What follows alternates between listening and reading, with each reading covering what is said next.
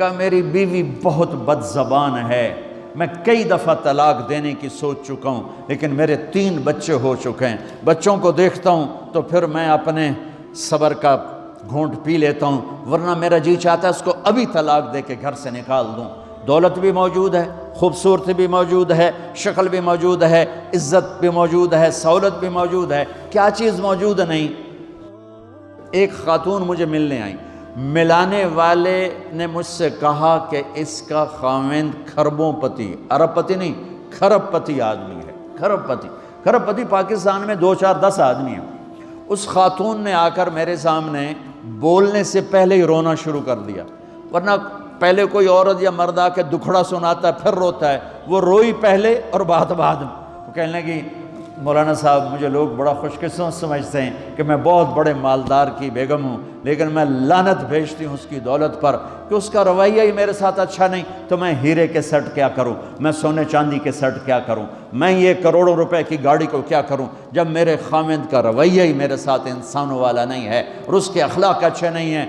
میں آگ لگا دوں اس ساری دھن دولت کو، مجھے محبت چاہیے، اخلاق چاہیے، وہ کوئی نہیں اس کے پاس۔ چند دن بعد دوسرا واقعہ سنا، ایک نوجوان بڑا خوبصورت، وہ بھی اسی طرح لیکن اتنا مالدار، کافی مالدار، وہ آ کے میرے پاس بیٹھ کے رونے لگا، مولانا صاحب اب میں کیا کروں، میری زندگی برباد ہو گئی، میرا اتنا عالی شان گھر ہے، اتنی اچھی میری کمائی ہے، آمدنی ہے، لیکن میں کیا کروں۔ یہ اسی کے الفاظ بتانے لگا ہوں، میری بیوی کی زبان 20 فٹ لمبی ہے، میں کہا رکھ دی کتنے 20 فٹ چاہتے، میں کہا وچوں 19 فٹ کٹ دے شاید کچھ کم بن جاوے۔ کہا میری بیوی بہت بد زبان ہے، میں کئی دفعہ طلاق دینے کی سوچ چکا ہوں، لیکن میرے 3 بچے ہو چکے ہیں، بچوں کو دیکھتا ہوں تو پھر میں اپنے صبر کا گھونٹ پی لیتا ہوں، ورنہ میرا جی چاہتا ہے اس کو ابھی طلاق دے کے گھر سے نکال دوں۔ دولت بھی موجود ہے، خوبصورتی بھی موجود ہے، شکل بھی موجود ہے، عزت بھی موجود ہے، سہولت بھی موجود ہے، کیا چیز موجود نہیں؟ اخلاق موجود نہیں، حسن سلوک موجود نہیں، پیار محبت موجود نہیں۔ اب اپنے گھروں میں اگر خوشی دیکھنا چاہتے ہیں، ہر رشتے کو اگر آپ آباد کرنا چاہتے ہیں تو میرے نبی والی محبت دینا سیکھیں، میرے نبی والی محبت دینا سیکھیں، اپنے بچوں کو بھی، اپنی اولاد کو بھی، اپنے بہن بھائیوں کو، اپنے ماں باپ کو، ساس بہو کو، بہو ساس کو، سسر بہو کو، بہو سسر کو، بھائی بھائی کو، بہن بہن کو، اللہ کے واسطے برداشت کرنا سیکھو۔ مجھے میرے رب کی قسم ساری دنیا کا چین و سکون برداشت میں ہے، صبر میں ہے، صبر میں ہے، صبر میں ہے۔ زبان۔ ایک نوجوان میرے پاس آیا، کہا جی میری بیوی سے لڑائی ہوتی، مجھے کوئی تعویذ دو۔ میں نے کہا بیویوں پہ تعویذ اثر ہی نہیں کرتا۔ کہنے کا کیا کروں؟ میں نے کہا ایک عمل بتاتا ہوں، سنت عمل، کہ 1-2 لقمے اپنے ہاتھ سے بیوی کو کھلا دیا کرو۔ وہ کہنے لگا اس سے کیا ہوگا؟ میں نے کہا تو تم دیکھو گے، پھر میں پوچھوں گا تم سے کیا ہوگا۔ میں نے کہا یہ سنت عمل ہے، اس سے محبت بڑھے گی۔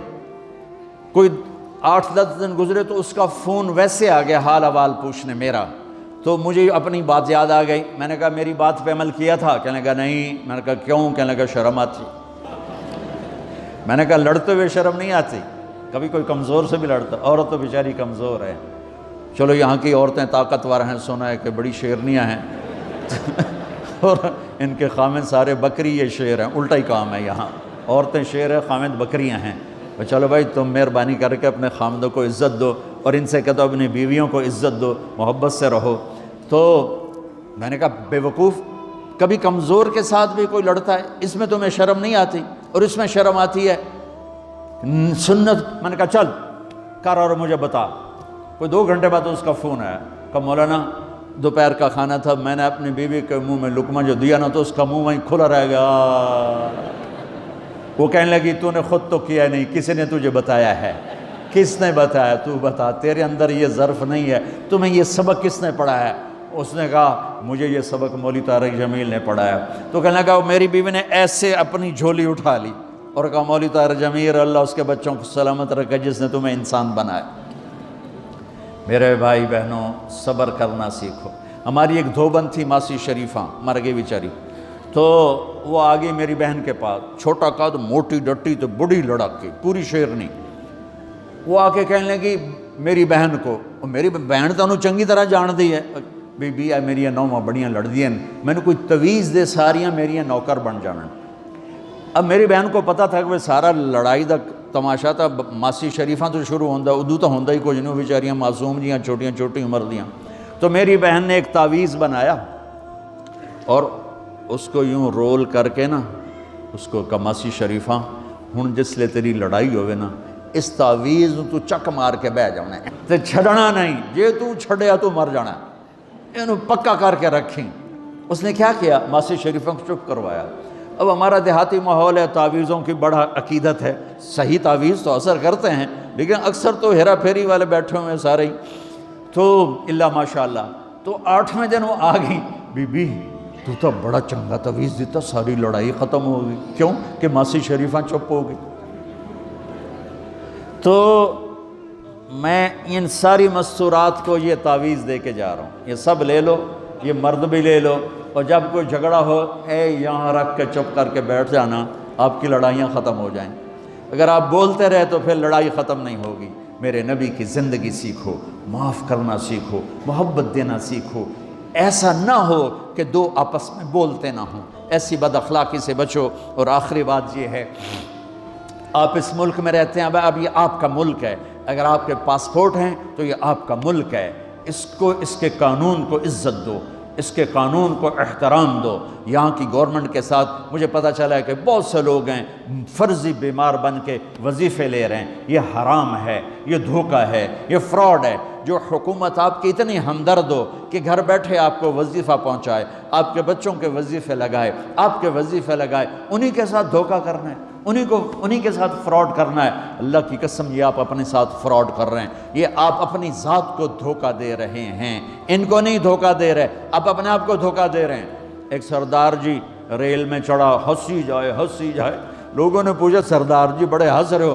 کہنے لگا ریلوے والوں کے ساتھ آج بڑا فراڈ کیا، چکر کا دے دیا، ریلوے کو چکر دے دیا ہے۔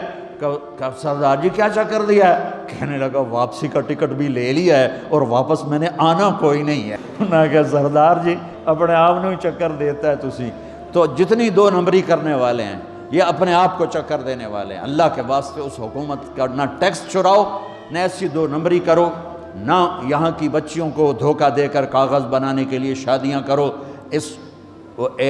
جب انگریزوں کی حکومت تھی انڈیا پر تو دلی میں ایک وہ پک پاکٹ رہتا تھا جیب کترا، اس کا چیلا شام کو 2 روپے لے کر آیا تو اس نے اس کو تھپڑ مارا، سارے دن میں 2 روپے۔ تو کہنے لگا استاد آج بڑا مال مارا تھا، ایک گورے کی جیب کاٹی تھی، بہت پیسہ تھا۔ جب میں 4 قدم چلا، سننا ذرا اس زمانے کے چور کا ایمان سننا، کہنے لگا جب میں 4 قدم چلا تو مجھے خیال آیا اگر قیامت کے دن عیسیٰ علیہ السلام نے میرے نبی کو گلہ دے دیا کہ آپ کے امتی نے میرے امتی کی جیب کاٹی تھی تو میرے نبی کو شرمندہ ہونا پڑے گا۔ تو پھر میں نے کہا میری وجہ سے میرا نبی شرمندہ ہو، میں نے جا کر اس کو واپس کر دیا، اے 2 روپے اپنے دے کپ کے لے آندے۔ تو اس نے اس کو 10 روپے انعام دیا کہ یہ 10 روپے تیرا انعام ہے۔ اب آپ اس ملک کے اگر ہیں، آپ کے پاسپورٹ ہیں تو آپ یہاں کے ہیں، آپ اپنے پیچھے اپنے رشتہ داروں کی مدد کریں، جو مرضی کریں، لیکن میرے بھائی بہنوں اس سے اپنا ملک بنا کے چلو، یہاں غریبوں پہ خرچ کرو۔ زکوٰۃ تو مسلمان کو دی جاتی ہے کوئی شک نہیں، لیکن صدقات خیرات پیچھے بھیجنے کے بجائے یہاں کتنے غریب لوگ ہیں، کتنے ضرورت مند لوگ ہیں، کتنے لوگ ہیں جن کے پاس گھر کوئی نہیں، کتنے لوگ ہیں جو کونسل کی طرف سے وظیفہ لے کر روٹی کھا رہے ہیں اور وہ پوری نہیں پڑتی، ایسوں کو ڈھونڈ کے ان پر خرچ کرو، ان کی مدد کرو، کسی کی جانی خدمت کرو، کسی کی مالی خدمت کرو۔ میرے نبی نے فرمایا ہر مسلمان کے لیے ضروری ہے کہ صدقہ دے، ہر مسلمان روزانہ صدقہ دے۔ تو صحابہ نے کہا یا رسول اللہ پیسے نہ ہوں تو آپ کہتے چلو کوئی بات نہیں۔ کہا نہیں سنو، آپ نے کہا بازار میں جا کے مزدوری کرے اور مزدوری کی قیمت وصول کر کے صدقہ کرے، صدقہ اتنا ضروری ہے، بلاؤں کو ٹال دیتا ہے، مصیبتوں کو ٹال دیتا ہے۔ تو یہاں رہنے والے یہاں کے قانون کا احترام کریں، یہاں کے قانون کو عزت دیں، اللہ کے واسطے 2 نمبری نہ کریں۔ دیانتداری سے چلیں۔ میرے نبی نے فرمایا میرا امتی ہر گناہ کر سکتا ہے، دو کبھی نہیں کرے گا، ایک جھوٹ کبھی نہیں بولے گا، ایک دھوکہ کبھی نہیں دے گا۔ تو اللہ کے واسطے دھوکے فراڈ سے چلیں۔ کہیں آپ لڑے ہوئے ہیں صلح کر لیں، پیار محبت دیں، معاف کریں، اپنے بچوں کو ٹائم دیں، ان کو اچھی تعلیم دیں، یہ اعلیٰ عہدوں پر پہنچیں، اعلیٰ جاب پر پہنچیں۔ ضروری نہیں ہے کہ تمہاری طرح مزدوریاں ہی کریں، ان کی تعلیم کا یہاں اسکول بناؤ، یہاں کالج بناؤ، اپنے اسکول بناؤ، اپنے کالج بناؤ، اپنی اولاد کو اچھی سے اچھی تعلیم دو کہ یہ آگے چل کے بڑے شعبوں پر اور بڑی جاب پر پہنچیں اور تمہارے لیے عزت بنے، باعث عزت بنے، باعث افتخار بنے۔ آپس کی پیچھے لڑائی چل رہی، اس نے 1 کنال کا گھر بنایا، میں نے 2 کنال کا بنایا۔